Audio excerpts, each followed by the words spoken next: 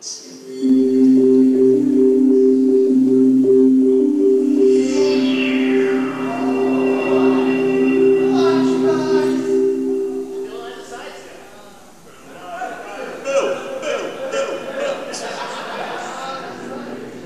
a minute, we'll keep an exploration the likes of which you'll only see on futuristic television shows. We're going to take a ride on the internet, and today our destination is... Check out the size of that trackball. You can play pool with that thing.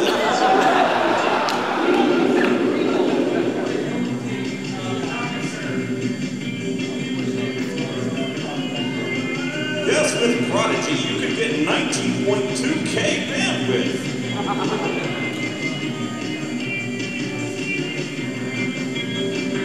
Ah, shit, someone picked up the phone. I need to dial up again.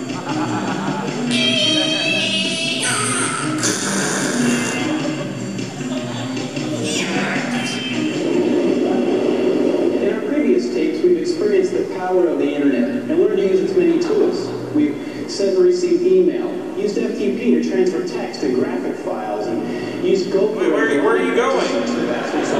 Come back! I'm explaining the World Wide Web! Hey! That's because in our previous journeys, none of the... Help me, I'm stuck in this roundabout. I can't get out. On the World Wide Web, all the internet's information is allowed to come together in a kind of global information intersection. You see, if we were on the World Wide Web right now, down there, that would be Japan. Over there, Germany. Over my shoulder, that's the solar system. But down here is, well... I'm using this pattern catcher. You see, on the web... Wait, nobody seems at all disturbed by the fact you just materialized in the classroom? I'll show you in just a minute. We're going to be doing a research project. What you're going to be doing is pairing up with your study partner, and you're going to be picking out one of the 9 planets.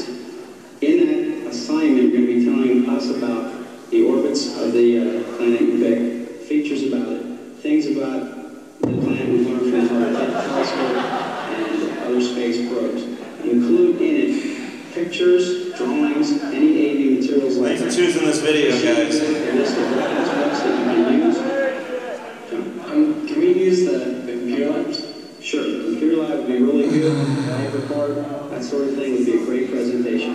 This movie is centered right on that guy's crotch. Danny, take it easy. Make sure you know what planet.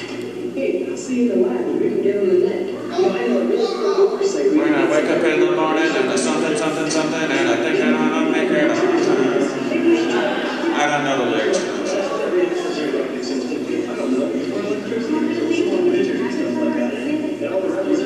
Hey, nerdlinger! That's really cool TV segment. It's really cool graphics. Have you ever surfed the web? Have I got something? Oh my god, did you hear that Colin is dating Bella? Check out the video. Some data and crunchy pictures. I happen to know the library got some new NASA tapes. Nobody else is going to have a video. That's your dad. Ah! These guys haven't seen the web. Now here on my computer, I've accessed the World Wide Web using a program called a web browser. What? It's telling me a lot of things that may look a little unfamiliar to you here. I'll try to describe it all to you in just a bit. But I just happen to know a place where the 9 planets, a multimedia tour. 8 planets. Thank you very much. Let's see. Here's a little bit about the author of the site. Notice that some of the text is blue. That's the secret to the web. Those are the information intersections or links. Okay, you guys, because we're talking, I missed the secret of the web. We're starting over. So what we're doing the solar system. I was looking at words, and here we go. Each of the 9 planets, stuff about the orbits and... The early days of Wikipedia. Now, let's get some more detail about each planet. Go back up one page and let me see here. How about Saturn? I'll just click on the word Saturn. Check this out. It's a great graphic there too. And what's this? It's a little speaker inside of a blue box. I wonder what happens when I click on that. Oh, I wonder.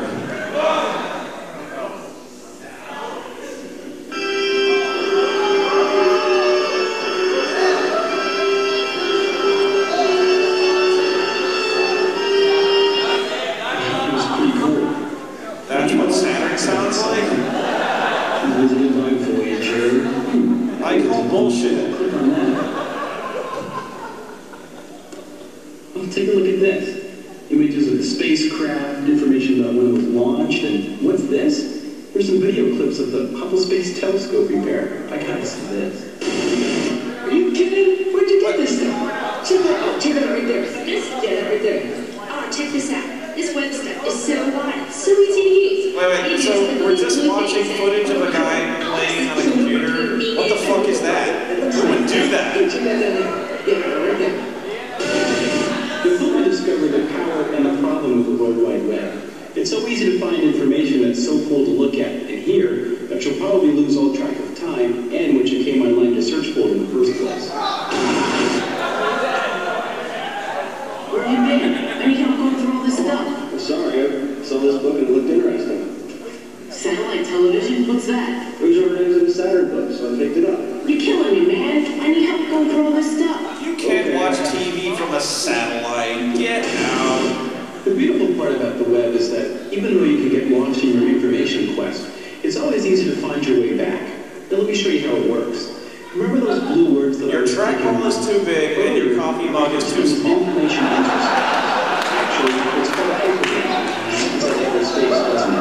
Well, it's easy to understand, and better than that, as you saw, even easier to use. Now, I can use Gopher and its search tool Veronica. This is the internet. You know that to find what you're looking for, you follow a very straight and organized path. You make selections from menu items that give you more and more choices until you reach your final destination. The signal travels through a series of among tubes. the hundreds of millions of files on the net. The end of that information paths road. Sometimes, as I'm sure you've discovered, it's hard to know whether you've made the right choices along the way. Wrong. You don't know if your search will uncover what you want until you've reached your final destination. And if what you got isn't what you wanted, or if you'd like more information than you found in that file, you have to go back to your point of departure and start over or choose a different road. Now, the World Wide Web is different.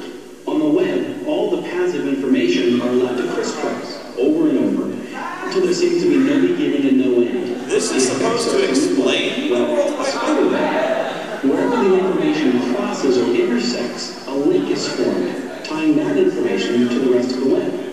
And those links, well, No, the libertarian has too many choices. blue words or phrases. And if you look inside this web page, though, you'll see that the author used a kind of programming language called hypertext markup language, or HTML. When you attach an HTML code to a keyword or phrase on the document's page, it links that word to the address of another resource. Now, that could be another file on your computer or files from any computer on the internet. HTML links that resource to the word or phrase, creating a hyperlink, the blue words. Beside the blue words, another tip-off to a hyperlink is when your mouse arrow becomes a hand. Like this. Anytime that happens, just click, and you've hyperlinked to whatever address is hidden in the HTML code. And as you can see, clicking on one hyperlink transports you to a page with more hyperlinks. And that one will take you to another and another. And before you know it, you're on a fantastic voyage of the World Wide Web. Pretty cool, huh? That's Now, awesome. hyperlinks aren't always attached to just text. See this image? It has a blue box around it. And my mouse arrow, there's the tip-off. It's turned YouTube into can a make link. a website that By looks clicking this on good this on image, Geo you Cities. link to another. And it could link to another. Remember the sound file we heard a little while ago? It was also a hyperlink to a sound file somewhere else in that computer. So as you can see, navigating the web is as easy as clicking on the hyperlinks. Now, hypertext markup language, or HTML, is not difficult to learn. And while it is outside the scope of this tape, it is the way you can make your own hyperlink documents on the web. What's with the lost Whose style idea was this flashbacks? anyway? Final one here. I found your NASA tapes, all 4 hours of it. They're cool, okay? We're never going to get through this stuff. Yeah, there's a lot. We should get together tonight to organize it. Great. Wow, I can't believe you found all this stuff in one place. It's not really one place, it's just one web page on a website linked to a jillion more. They're all over the place. Yeah, whatever. Let's go. I want to see more of this. Wait, Well, you do that. it takes 4 or 5 weeks to load Jupiter on So what's a web page? Well, it's simply one web file among many. Other than a web server computer, what is a website? While the web does not replace the other internet tools like Gopher and FTP, it's really in addition to them. And as you'll see, it can actually incorporate them as well. And remember from our previous class, when computers communicate with one another, they require transmission information, not code. In essence, the protocol actually You don't load it into trucks! I'm so confused! My world is collapsing! Think of it this way. In order to get breakfast every morning, you have to execute a wish. To have lunch, order and enjoy. And a snack, try Japanese, and later for dinner, well, that might be Russian. So if each language was the protocol for a particular meal, the protocol for breakfast would be French. It's the same idea on the internet. What the hell are you talking about? A computer needs to speak in a language that the receiver can understand. That's the transmission protocol. Well, the web is no different. The protocol for Can we crash a truck into that? Thanks. It's called Hypertext Transport Protocol, or HTTP. It's called that because you're communicating with hyperlinks. So let's visit another website.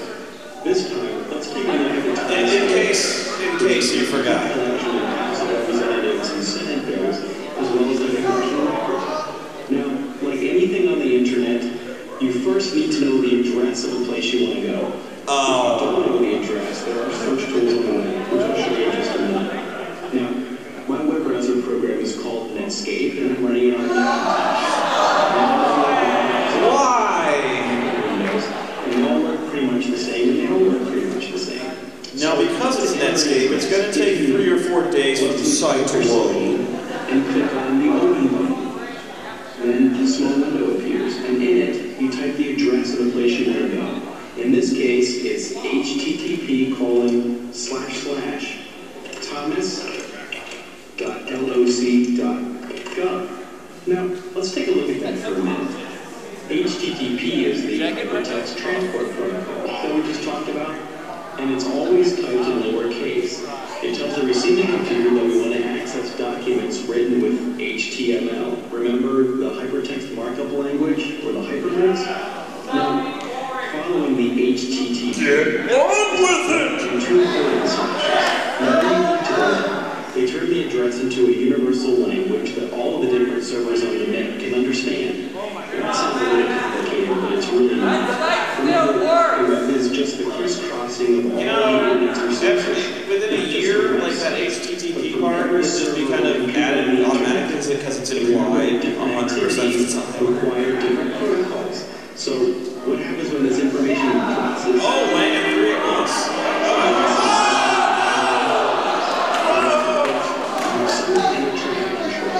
So the people that developed the hyperlinks also developed a universal language that allows the web browser to access and speak in all protocols. It's called the Universal Resource Locator, or URL for short.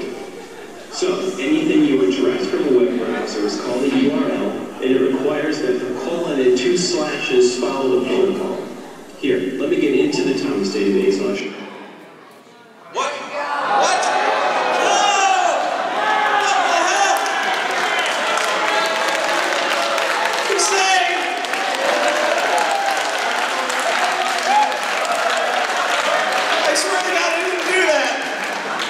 Oh my God, technical failure saved us.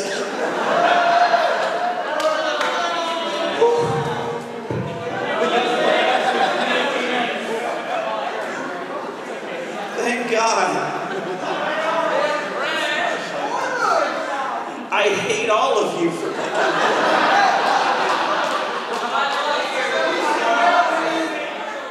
that sucks.